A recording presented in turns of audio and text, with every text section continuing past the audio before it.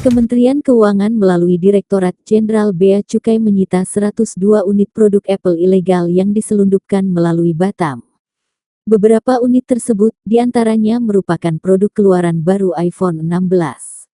Adapun 102 unit produk Apple yang ditemukan ini merupakan hasil kerja Des Pencegahan dan Pemberantasan Penyelundupan selama periode 4-27 November tahun 2024 di Bandara Soekarno, Hatta, Tangerang, Banten. Keputusan memusnahkan iPhone 16 ilegal ini juga didasarkan pada kebijakan Kementerian Perindustrian Kemenperin yang menyatakan bahwa produk tersebut tidak boleh diperjualbelikan di pasar Indonesia.